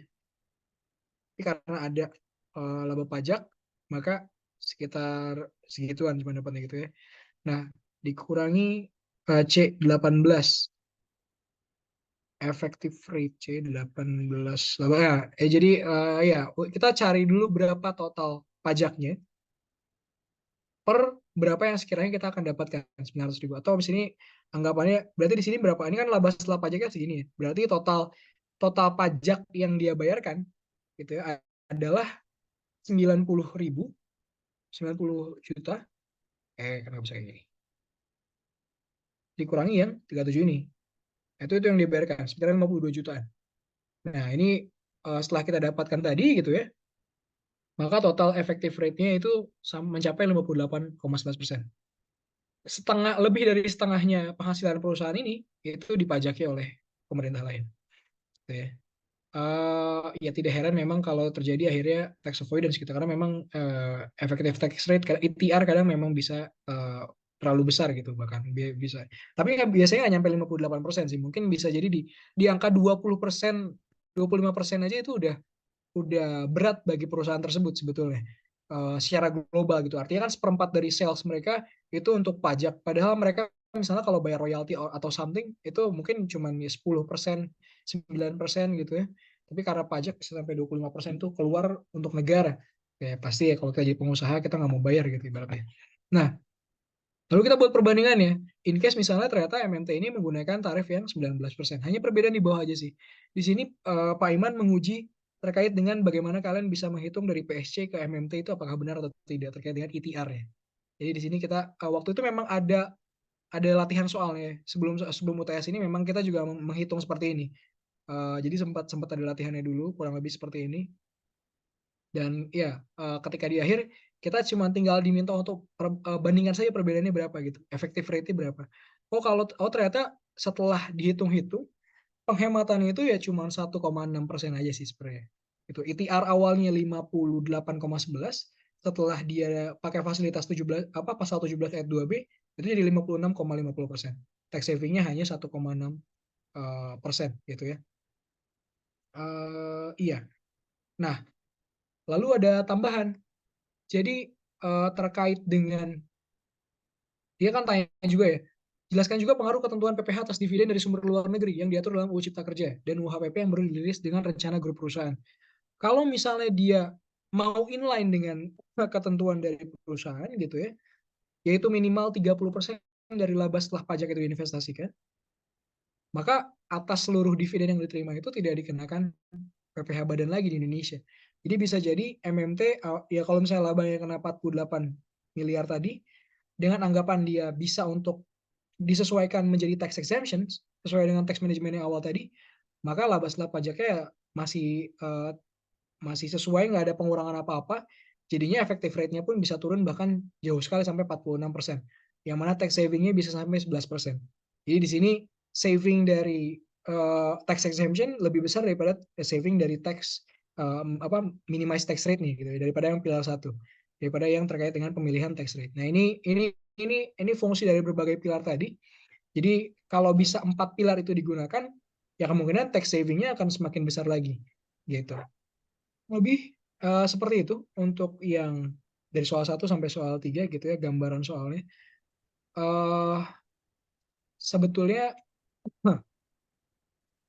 cukup abstrak untuk 3 soal ini gitu ya. Gue juga masih menerka-nerka kira-kira apa saja yang akan keluar di Pak Pri nanti. Tapi tolong kalau misalnya kalian punya latihan soal, saya pernah ada latihan soal dengan Pak Iman atau Pak Pri gitu ya.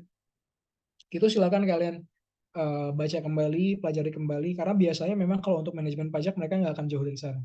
Kalaupun jauh, eh, contohnya soal 1 dan soal 1 sih, soal 1 itu jauh dari apa yang biasanya kita bahas di kelas. Itu yang memang kalian sedang diuji terkait dengan teori manajemen pajak kayak gitu. Silakan kalian aplikasikan 4 pilar tadi, gitu ya, sesuai dengan kreativitas kalian masing-masing, gitu. Jadi nggak harus selalu terkait dengan apa yang sudah dipelajari gitu ya. Baiknya nanti sudah baca, sudah siap dengan banyak cara-cara teks manajemen yang ada gitu. Teks manajemen itu tidak harus selalu yang sangat evolusioner kayak dia harus gini gitu, harus ada perusahaan cangkang dan lain sebagainya. Tidak serumit itu. Teks manajemen bisa eh, apa sesimpel gimana si tax manager ini bisa menggunakan berbagai fasilitas yang diberikan oleh negara. Gitu. Jadi silakan kalian, oh iya, tax manager yang baik adalah tax manager yang memahami peraturan perpajakan yang berlaku. Karena memang uh, ya dari situ gitu dasarnya gitu ya. Oke, gue dapat info. Kalau misalnya dari Papri kemarin sempat kasih tahu soalnya PPH secara general, PPH 26, WHT, PPN. Oke, ada 4 klaster. Bentar, gue coba untuk bayangkan kira-kira apa pertanyaan teks manajemennya gitu ya. PPH. WHT 21, 22, 23 mungkin akan terkait dengan natural, teman-teman. Kalau WHT itu pertanyaan teks manajemennya yang kayak tadi, yang kayak BIK gitu. Dan mungkin nanti akan berbeda. Eh, Bisa jadi kalau pertanyaan seperti ini, dia jawabannya sebatas misalnya kira-kira kalau PPH General, misalnya PPH General itu misalnya maksudnya PPH Badan lah mungkin ya. Eh, PPH Badan dengan case seperti ini, pajaknya berapa sih? Bisa jadi tax management itu ke arah sana. Eh, atau kalaupun nggak diminta, ataupun kalau misalnya kalian misalnya ada soal PPH gitu ya General. Gitu ya. Kalian diminta untuk cari tax tax burden-nya atau berapa PPH terutangnya gitu ya. Walaupun nggak diminta untuk melakukan tax saving, upayakan untuk lakukan tax saving sebaik mungkin. Jadi misalnya yang seharusnya dikoreksi, misalnya kan ada misalnya ada tabel PPH badan, ada yang dikoreksi ini. Kalian jangan serta merta mengikuti apa yang dikoreksi tersebut. Maksudnya gini loh, uh, contoh, ada perusahaan, gitu ya, lalu dia bilang suatu pengeluaran misalnya 10% biaya lain-lain. Sebentar. Oke. Nah, 10% biaya lain-lain adalah biaya entertainment. Entertainment. Oke. Nah, ini kan pilihan ya. Biaya entertainment ini bisa jadi bisa dibiayakan, bisa tidak gitu ya. Kalau misalnya mau dibiayakan, dia harus ada daftar nominatifnya. Maka ketika misalnya datanya seperti ini gitu ya, kan kalian udah belajar PPH Badan di yang semester sebelumnya gitu ya. Kalian jangan fokus bahwa ini harus dikoreksi gitu. Kalian harus fokusnya bahwa ini gimana caranya supaya nggak dikoreksi fiskal. Karena fokus tax manajemennya di sana. Data-datanya bisa banyak. Misalnya biaya senilai 20 juta adalah untuk biaya terkait dengan mobil dinas direksi gitu. Gimana caranya supaya dia nggak kena yang cap 22 cap 22 2002 ya, cap 20 2002. Itu yang terkait dengan yang dikali 50%. Gimana caranya supaya dia bisa tetap 100% gitu. Apakah si direksinya ini harus berbagi dengan direksi yang lain gitu. Jadi supaya nggak dedicated untuk satu direksi doang. Ataukah mobilnya harus ditaruh di perusahaan, nggak boleh dibawa pulang gitu kan. Bagaimanapun caranya supaya tax deduction tersebut bisa maximize gitu. Itu untuk yang PPH general. Jadi ketika kalian ditanya berapa PPH terutang atas PT ABC, kalian perlu mengupayakan supaya PPH terutangnya pun seminimal mungkin dengan tentunya cara-cara yang sesuai dengan ketentuan perpajakan yang berlaku. Kalau ada potensi koreksi fiskal, silakan jelaskan bagaimana caranya supaya dia tidak kena koreksi fiskal. Gitu ya. Maksudnya bagaimana upayanya supaya dia dapat dibiayakan gitu dan lain sebagainya. Ke arah sana. Jadi fokusnya jangan lagi terkait dengan PPH badannya harus gini, idealnya harus gini. Karena di sini ketika kalian berada pada posisi tax management gitu ya, kalian berada pada posisi wajib pajak, yaitu pihak yang memang akan membayar pajak dan normalnya ketika kalian menjadi pembayar pajak, kalian nggak mau bayar pajak gede-gede gitu. Oke. Lalu PPH 26. Oke. PPH 26 itu tax planning ya menggunakan insentif terkait dengan P3B gitu ya. Misalkan PPH 26 ini bisa untuk menggunakan tarif selain 20%, kan tarif defaultnya 20% ya. eh, biasanya yang dilakukan adalah dengan menggunakan fasilitas yang ada di perjanjian perjanjian penghindaran pajak berganda (P3B). Gitu ya. Misalnya dividen, dividen kan normalnya 20% untuk di PPh 26 gitu ya. Tapi dengan menggunakan P3B bisa jadi 15% atau 10%. Nah, itu bagian dari tax management. Apakah boleh? Boleh, silakan. Yang penting diupayakan. Diupayakan bagaimana? Supaya dia bisa menggunakan P3B, maka dia harus memenuhi persyaratan-persyaratan formalnya. Contoh, dia harus punya SKD, surat keterangan domisili. Harus mengisi DGT form, Directorate General of Taxes form, formulir yang dari DJT, maksudnya dari DJP. Nah, dan lain sebagainya. Dia harus domisilinya harus didokumentasikan dengan baik dan benar, bahwa dia benar lawan transaksinya itu dari Singapura, supaya dia bisa pakai tax treaty-nya dari Singapura Indonesia gitu ya. Karena kan kalian belajar juga di pajak internasional 1 gitu ya, gimana perlakuannya untuk yang P3B ini. Itu PPh 26. Atau bahkan bagaimana caranya supaya ya PPh 26 ini bisa bahkan nggak kena gitu ya. Contohnya yang PPh 26 nggak kena itu yang BPT, Branch Profit Tax. Di pasal 26 untuk Branch Profit Tax atau pajak atas BUT gitu ya, itu kan bisa untuk tidak dikenakan dalam hal BPT tersebut diinvestasikan kembali di Indonesia. Itu bisa jadi kenanya 0%, nggak kena 20% ya. Nah, silakan dipelajari juga terkait dengan itu tuh. Jadi empat pilar yang tadi gue jelaskan di paling awal sekali, itu bisa untuk mengeksplor kira-kira apa sih yang perlu kalian ketahui dari pengetahuan perpajakan yang sekarang kalian miliki. Kalau kalian belajar terkait dengan PPh 26, apa sih kira-kira yang bisa membuat objek ini bisa berpindah dari tarif yang awalnya tinggi menjadi tarif yang lebih rendah? Atau apa sih dari deduction yang kalian lagi baca PMK, misalnya kalian lagi baca PMK Natura, apa sih yang bisa membuat supaya Natura ini bisa bermanfaat di dua belah pihak? Maksudnya pajaknya rendah di badan dan pajaknya juga rendah di orang pribadi. Kan ada tuh di PMK Natura yang mana naturanya tuh Natura spesial. Ada 12 atau 9 ya. Saya kayak contoh makan-makan seluruh karyawan, makan bersama, makan seluruh karyawan gitu ya. Itu kan bisa dibiayakan di perusahaan dan tidak menjadi penghasilan di eh, karyawan. Itu sifatnya deductible, non taxable. Nah, itu yang perlu juga untuk diupayakan. Oke, mungkin ada yang perlu sebagai tambahan dari 4 pilar tersebut gitu ya, untuk terkait dengan perlakuan pajak antar dua entitas, maksudnya ketika ada transaksi itu kan pasti ada pajak transaksinya gitu ya. Pajak transaksi itu maksudnya ketika ada pajak ketika terjadi pengalihan arus kas. Misalnya pajak payroll itu pajak transaksi itu. Jadi transaksi pembayaran gaji maksudnya. Atau PPh 23, PPh 22 pemotongan atau PPN itu juga pajak transaksi karena pajak yang memang terjadi kalau terjadi suatu transaksi gitu ya. Nah, eh, kalian harus mengupayakan bahwa suatu case itu sifatnya adalah deductible plus non taxable. Nah, karena dia ada 4 kuartal juga, ada deductible non taxable, ada deductible tapi dia taxable, ada juga dia non deductible tapi non taxable.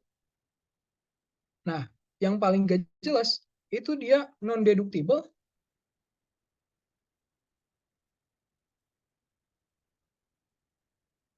tapi dia taxable. Ini yang paling harus dihindari, tuh ya. Ini yang masih oke lah, ibaratnya. Nah, ini yang perlu diupayakan, deductible non taxable. Apa bedanya? Kalau deductible non taxable, maksudnya berarti dia di sisi ya, deductible itu dapat dibiayakan di sisi pemberi penghasilan. Sedangkan taxable itu dikenakan pajak di sisi penerima penghasilan. Jadi kalau dia deductible non taxable, artinya dia dapat dibiayakan di sisi pemberi penghasilan, tapi oleh penerima penghasilannya tidak dikenakan pajak. Alhasil ini artinya tidak kena pajak di penerima maupun pemberi penghasilan. Nah, contohnya yang dari deductible non taxable itu adalah yang makan seluruh pegawai. Nah, itu adalah bagian dari deductible non taxable tuh. Jadi itu silakan diupayakan. Nah, ke arah sana juga, gitu ya. WHT 21 ya bisa ke arah sana. Terkait dengan PPN bisa menggunakan cara yang sempat kubahas di awal terkait dengan penentuan saat terutang, saat penyerahan gitu ya. Gue juga belajar dari Pak Pri kalau nggak salah terkait dengan penundaan tagihan tersebut. Karena itu creative accounting, jadi gue belajar dari beliau. Jadi bisa dibahas ke arah sana juga. Ketika kalian ingin menghemat terkait dengan PPN-nya, salah satu cara yang bisa dilakukan adalah terkait dengan penundaan faktur pajak. Tetapi penundaannya harus sesuai dengan ketentuan ataupun regulasi yang berlaku. Jadi jangan menunda karena nggak pengen nerbitin faktur pajak. Jadi itu kalau itu kan ada case-nya di mana dia udah terutang PPN, harusnya sudah dipungut PPN, tapi tidak diterbitkan faktur pajak. Kalau itu menyalahi peraturan. Itu seharusnya dikenakan sanksi pasal 14 terkait dengan terlambat faktur pajak 1% dari DPP. Beda case-nya kalau misalnya kalian bisa melakukan creative accounting, bisa memanfaatkan fasilitas-fasilitas tadi terkait dengan PPN, sehingga dia jadinya belum terutang duluan gitu ya. Karena anggapannya tadi bisa jadi perusahaan lawan transaksinya itu belum bayar gitu ya. Alhasil PPN-nya perlu kalian talangi gitu ibaratnya gitu. Itu kalian nangkep kan ya terkait dengan PPN. Mungkin kalau misalnya ada yang kurang nangkep, maksudnya gini loh. Kadang kan kita kalau misalnya kita kan kalau misalnya jadi penjual gitu, kita memungut PPN, itu kan kita dapat PK. Kalian kan belajar PPN ya semester sebelumnya ya, pajak keluaran. Nah, pajak keluaran ini perlu untuk disetor maksimal bulan berikutnya, akhir bulan berikutnya setelah masa pajak terkait, gitu kan ya. Nah, artinya kalau misalnya kalian transaksi di bulan ini, maka maksimal akhir bulan berikutnya itu sudah disetor pajak keluarannya. Nah, pajak keluaran ini merupakan pajak pajak yang dipungut dari customer. Sekarang, jadi ibaratnya maksudnya pajak keluaran yang kita setorkan ke negara itu adalah hal yang kita pungut dari customer. Itu uangnya customer, itu nggak ada mempengaruhi cash flow kita seharusnya, gitu ya. Tetapi kalau misalnya pajak keluaran tersebut ataupun faktur pajak tersebut sudah terutang gitu ya, sudah terutang di bulan tersebut, tetapi pembayarannya belum ada, jadi udah dilakukan penyerahan tapi pembayarannya belum ada, artinya mau nggak mau kita yang harus menalangi penyetoran kepada negara, gitu. Nah, case seperti itu sangat-sangat harus dihindari sebetulnya. Karena mengganggu cash flow perusahaan. Karena nilainya biasanya signifikan sekali. Jadi pembayaran setoran ke negara itu seharusnya menunggu pembayaran dari customer dulu. Tapi kan kita nggak boleh nunggu. In case misalnya eh, perusahaannya memang sudah terutang gitu ya. Ya kalau misalnya telatnya cuma 1 minggu 2 minggu pembayarannya nggak apa-apa gitu. Karena kan pembayaran PPN masih sampai akhir bulan berikutnya gitu ya. Tapi kalau misalnya sampai H+2 bulan, H+3 bulan, nah itu yang perlu untuk diupayakan supaya tidak terutang saat ini. Kayak gitu. Kurang lebih seperti itu kalau misalnya PPN ya. Jadi insights dari gue seperti itu. Eh, Apalagi ya, silahkan mungkin kalau misalnya terkait PPN, boleh kalian pelajari di pasal 9 terkait dengan pengkreditan pajak masukan. Silahkan kalian cek yang seperti apa yang bisa dikreditkan jadi pajak masukan. Jadi jangan sampai pajak masukan kalian itu tidak dikreditkan gitu. Karena itu pun bagian dari deductible gitu kan. Itu kan bagian dari deductible, maximize your tax deduction untuk yang kredit pajak dari pajak masukan tersebut. Jadi upayakan supaya pajak masukan kalian valid. Gitu. Itu kalau PPN. Lalu apa lagi ya? Kalau terkait pajak keluaran sih nggak ada lagi ya. Paling tadi ya saat terutang dan terkait dengan pajak masukan. Dua itu untuk tax manajemennya untuk PPN. Ya sisanya sifatnya administratif. Eh, yang paling bawah yang ini ya. Maksudnya yang non deductible taxable ya contohnya. Atau gimana? Oke, non deductible tapi dia taxable. Betul, dividen. Betul, iya. Dia kalau dividen itu kan tidak dapat dibiayakan di sisi penerima, tapi dia taxable sebagai penghasilannya apa si penerima dividen gitu ya. Atau contoh lainnya misalnya gaji BIK. Sekarang BIK deductible sih. Sekarang BIK deductible. Kalau dulu tuh pembayaran hmm, iya, paling dividen. Biasanya kalau yang sifatnya non deductible plus taxable ini untuk yang problematik sih. Tadi kayak dividen, mungkin pembayaran yang sifatnya ini kali ya, yang sifatnya tidak 3M juga itu non deductible taxable sih itu. Non deductible tapi taxable di penerima penghasilan tuh. Itu buat yang non 3M tuh biasanya tuh. Nah, itu yang problematik biasanya yang non deductible taxable gitu. Kalian eh, apa matriks ini itu untuk kalian tentukan ketika terjadi suatu case aja sih. Ketika kalian dihadapkan di suatu case, ada case tersebut, terjadi hal tersebut, kalian tentukan apakah dia masuknya matriks yang mana. Kalau yang kuning masih oke lah. Tapi kalau yang merah, coba pikir-pikir lagi gitu. Silakan diperbaiki lagi konsepnya. Jangan sampai case tersebut kenanya yang ini. Bagaimana pengupayaannya supaya setidaknya dia naik ke yang kuning atau ya setidaknya naiknya yang ke yang apalagi yang hijau gitu. Bagus-bagus gitu ya. Oke. Kadang biasanya dihindari sih. Kadang agak sulit untuk memindahkan jadi yang sini. Setidaknya dihindari lah yang kayak gini. Ya, benar dividen. Eh, Dividennya bahkan dividen yang terselubung sih biasanya yang problematik. Saya dividen-dividen yang hasil di temuan dari pemeriksaan pajak gitu. Dianggapnya dividen terselubung alhasil jadi taxable terus jadinya non deductible buat di perusahaan gitu. Iya sih, menyebabkan problematik. Apalagi ya dulu kayaknya cukup banyak sih. Ada beberapa sih untuk yang merah ini. Dulu sempat gue pelajari juga case-nya. Nah, gue udah lupa ingat juga sih itu. Oke, itu paling ada yang ingin ditanyakan untuk soal satu, soal tiga, atau bahkan dari teori dasar terkait dengan manajemen pajaknya, teman-teman. Materinya memang abstrak ya. Eh, atau kalian mau obrolin terkait dengan kira-kira kalian ada suatu case. Kalian ingin tanyakan ke gue terkait dengan kira-kira manajemen pajaknya seperti apa? Silakan. Tuh. Oke. Iya. Tapi kesalahan berpikir yang dulu gue miliki adalah itu sih. Bahwa gue menganggap text management ini seharusnya yang sangat-sangat sophisticated, yang mungkin muncul di film-film atau gimana gitu. Tapi sebenarnya enggak. Dia bisa sesimpel kalian memahami ketentuan perpajakan yang berlaku, itu adalah bagian dari text management. Gitu ya. Jadi text planning, text saving bisa dilakukan ketika seminimal-minimalnya kalian paham pajaknya gitu. Paham ketentuan pajaknya, kalian belajar dengan benar di fiskal saat ini, itu kalian bisa melakukan tax saving dengan baik dan benar nanti. Nggak harus yang sophisticated banget. Oke. Tapi banyak caranya yang sophisticated. Terutama transfer pricing itu sangat seksi sekali ibaratnya terkait dengan case-nya itu. Bisa menghemat banyak sekali dan bisa diatur lagi penghematannya bisa sebesar apa. Itu transfer pricing. Bahkan sengketanya saat ini juga paling banyak kan transfer pricing gitu ya, karena memang celahnya paling besar di sana. Oke, mungkin kalau nggak ada kita tunggu dulu sampai 5 menit atau gimana Colin. Tapi intinya dari gue materinya seperti itu. Ini akan gue kirimkan ke Colin deh. Colin, ini yang gue kirimkan Oke, seperti Kak. biasa. Oke, sip, sip, sip, sip, sip. Oke,